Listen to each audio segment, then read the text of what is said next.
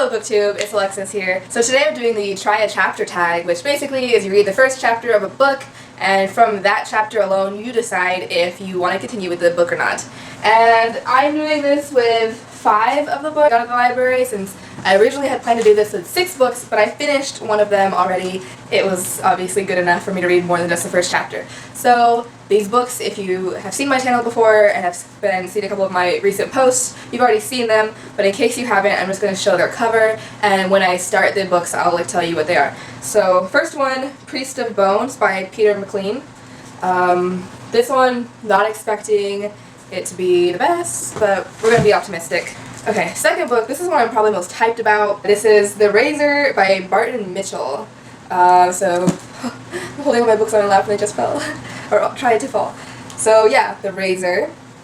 Next book is Daughter of the Blood by Annie Bishop, or is it Anne Bishop? By Anne Bishop. There we go. Then we have The Priest of Blood by Douglas Clegg. I'm not sure about this one at all. And lastly, this one's probably going to be the hardest to read. It is Ghost Apple by Aaron Fear. If you watched my library book haul where I first mentioned this book, you know why this one's going to be a hard one. Or if you've heard of this book at all, you know this is going to be an emotionally hard one to read. Now I'm just going to start from the bottom. I'm going to start with Priest of Bones.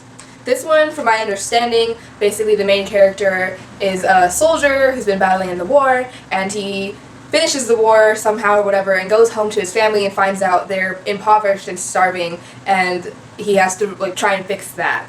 And so I don't know much more than that. We'll see. It's a new book. Okay, starting off on a good start. It has a nice map. I love books that take the time to put maps in there, get all that detail, so that's good. And it has a list of all the characters. Part 1.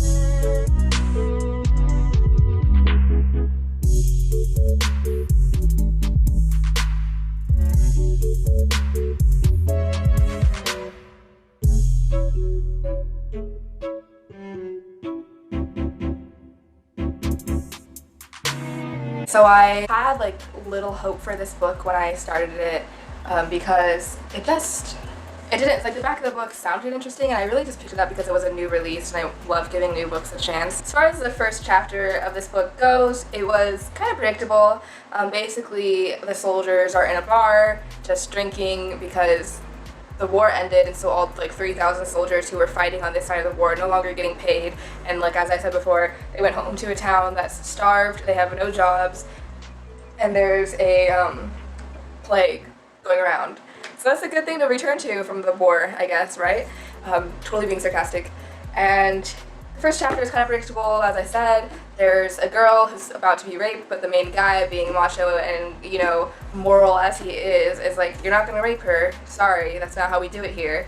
And kills the guy who was going to rape her to teach everyone else a lesson. So basically makes an example of this guy. And he talks about how he's a priest, but he's the leader of a war. So I guess that's where the priest comes from. So I'm thinking, is there going to be any necromancy in this? I haven't decided just from that first chapter. I liked the voice of the chapter. The prose where I liked the style of writing. I liked the way the author just spoke. It was like he was narrating a movie, and I could really see it, and I enjoyed that. But I didn't like how he used rape right at the beginning to justify a murder. So I think I'm going to keep this book around and give it a couple more chapters before I completely decide about it. So The Razor. This one is basically the main character is sentenced to prison, and the prison he's going to is called the Razor, and I believe it's supposed to be the most dangerous of criminals are sent there. So it's basically like a sci-fi Alcatraz prison. Everyone who's sent there essentially dies. And that's kind of as far as I got. I didn't read why he was sentenced to prison, if what he did was that bad, but I don't know, I haven't read like a prison book where the main character is in prison. Typically it's like heist breaking them out of prison. So let's see how long this first chapter is. Oh shoot, it's only 2 pages. Well, this will tell all, I guess. Yeah, the book starts on page 9 and it goes 9 to 12, so that's probably the shortest first chapter I've ever seen.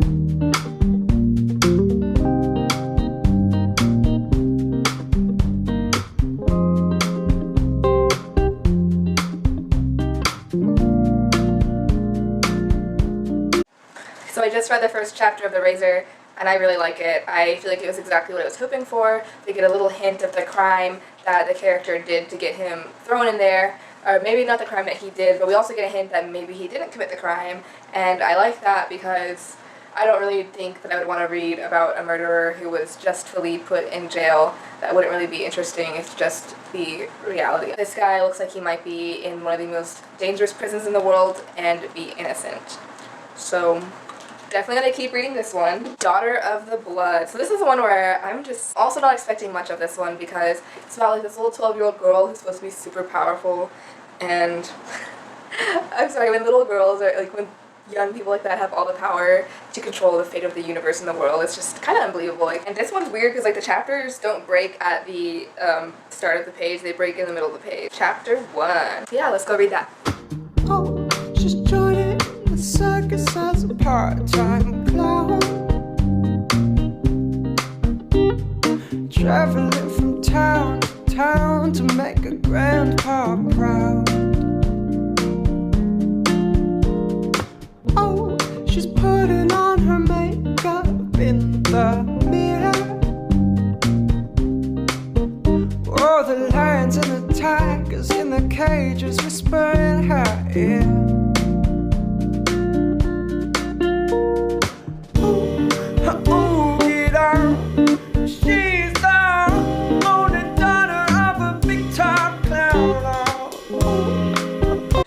The first chapter of this book and I'm not interested. There's something about it that just didn't, it seemed very info dumpy within like the first 8 pages. There's a lot of magic I didn't understand. There was a lot of violence that didn't really resolve itself or explain like why.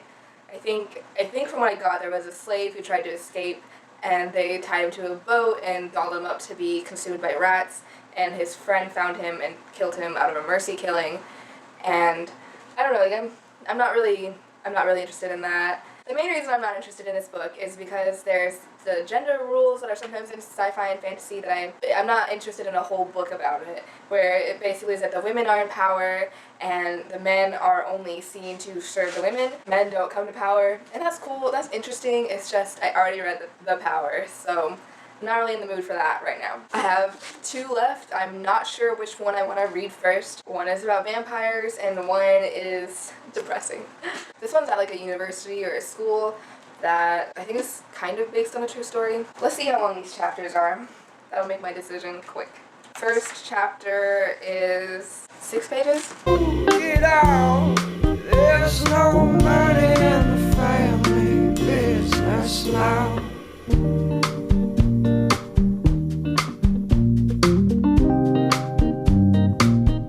I don't know, maybe I'm just worn out from reading, but I'm struggling to get through this.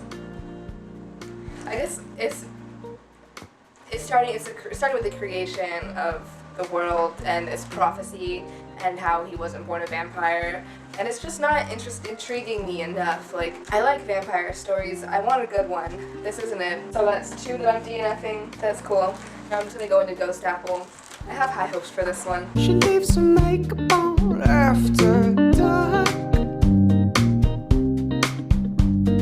crying on a bench, scaring passers-by in the park.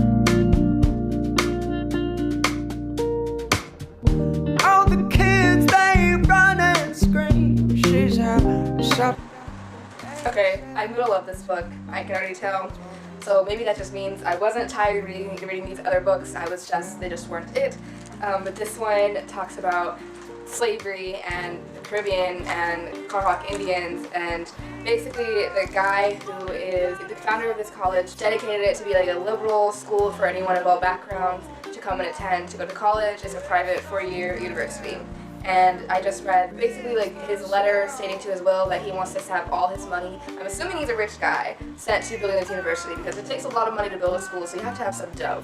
And his last will and testament is to give all his money to building this school. And then passage after that is like an article saying like why you should go to this university. And considering like I'm just graduating, it's a really funny thing to read because it's like that's hilarious. It's exactly what my university said. Tripoli College Office of Administration. Why Tripoli? We know that picking a university or college is one of the most difficult, not to say challenging, decisions of your life. So why should you pick us? Basically, every college informative letter ever. After that, it's going into how to make a grapefruit, and the way they put it is that grapefruits are the result of colonial history, and education is about learning outrage. Turn over a rock and nightmares come out, but turn it over. I don't know if that's considered the first chapter. I guess it's broken down into blog posts. I really like this. So it's kind of a mixed media of mixed formats in this book. So we got, the first was like a letter changing the will, then it was like a advertisement about the university, and now it's going into blog posts. I'm ready for it. I'm definitely going to keep this book. I think my understanding is that the guy who created the university, his grandson is now attending that university, and the blog posts are written by him, so we're getting his perspective of being at the university. So summary time. I just read the first chapter of these 5 fabulous books, and I'm deciding to keep 3 of them. So the 3 I'm deciding to keep are Priest of Bones, The Ghost Apple, and The Razor. These 3 I have really high hopes for. I think they're going to be really good when I do finish them. Highest expectations for these 2. I could still DNF Priest of Bones. We'll see. And the ones I have decided not to read are these 2 because they're both kind of too cliche for me. This guy I had high hopes for because he's a vampire and a witch at the same time, but since the story began with a creation of vampirism in the world where this prophecy exists, I just couldn't get into it. And this one, there was something like missing about it. Like I didn't feel anything for the characters.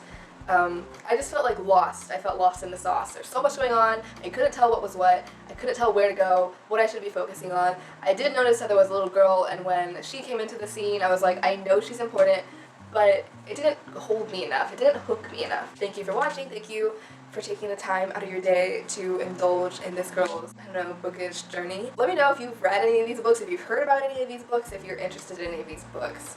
Especially the ones I'm keeping and going to be continuing to reading. Probably do reviews on them later. With that said, I am currently reading Grass. I'll put it up here somewhere so you can't remember who the author is, and I'm reading it as an ebook. I just finished Lord of Shadows by Cassandra Clare. I listened to the audiobook and wow, it was an emotional ride. It was an emotional everything. And I'm also, physical book I'm reading, Call of Fire. I think I accidentally deleted my content where I talked about the first book. That was the one out of the stack that would have been in this challenge, but I'd already read the whole book. So yeah, I am still planning on doing another video about that, like maybe like underrated books that I really love. I don't know yet. Thank you for watching. I hope you have a good day. Hope you have some time to read or just be part of this beautiful planet in some way. That's all I have for you today, so bye. I thought I needed to run and find somebody to love, but all I needed was some coconut oil. Don't worry about the small things, I know I can do all things. Mama this is dedicated to a lot of his family members, including his wife. That's so cute.